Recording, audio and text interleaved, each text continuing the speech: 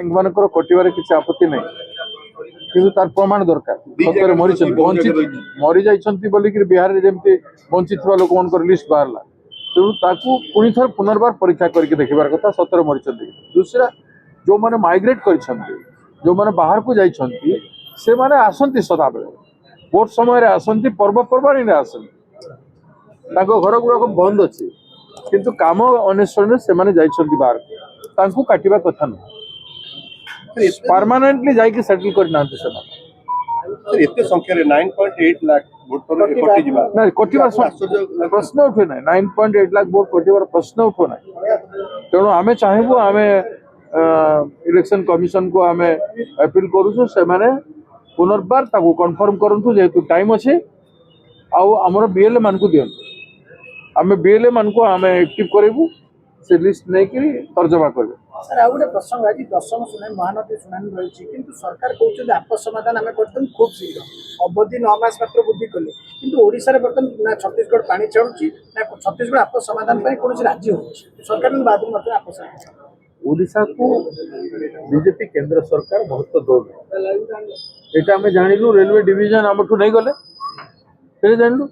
आम जानलु वंशधार पानी ऊपर इमिडिएट डिसीजन करदे वंशधारा आमठू बाहरी महानदी आमठू न बाहरी थे भी आमठू बहुत लंबा जाइए बहुत एरिया रे जाइए एवं तारी उपरे आमर इकोनॉमी कृषि भित्तिक इकोनॉमी इंडस्ट्री सब निर्भर कर महानदी कूले कूले जिते अच्छी तार डिसीजन को लेट कहीं तेणु सरकार को जब गुरुत्व दियंते ओडिशा को ताहले ओडिशा लोक को गुरुत्व दौना ओडिशा माटी को गुरुत्व दौना एवं सरकार रे बसी थी डबल इंजिन ट्रिपल इंजिन सरकार यहाँ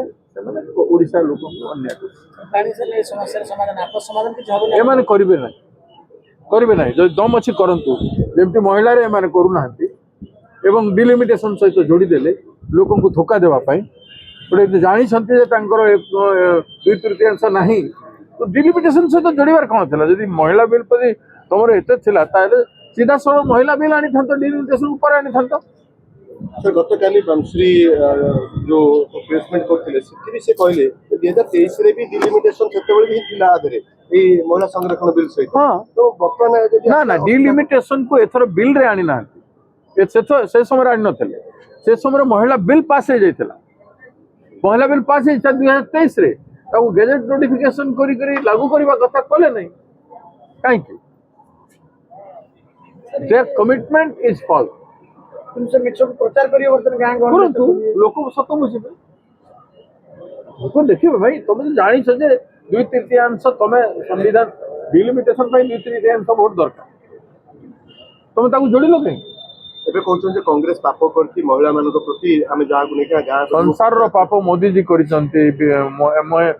अमित शाह करिसंती महिला मानक प्रति एते झियो प्रति अन्याय अत्याचार दुष्कर्म गण दुष्कर्म एते कथा है हथरस हो उमना हो मणिपुर हो आमर ओडिशा रे हला एते कथा केबे पदेट कहछंती पदेट कहछंती कहि दियंतु आमे सबु बेले आबा उठिछु बोली कहि दियंतु पाप काकू लागिबो जे पाप सरकार रे रही पाप कर्म को जे प्रोत्साहन देछे ताकू लागिबो। सर अपन तो विधानसभा प्रसंग उठेतिले गोपालपुर ठार आरंभ करी विभिन्न प्रसंग उठेतिले तांकी जवाब देले कमिटी कोटा आज करि पारले हाउस कमिटी कोटा करि पारले पाप के करू तुमे एते बड़ अपराधी माननकु बंचौछ पाप को पालन करूछ पापी तमे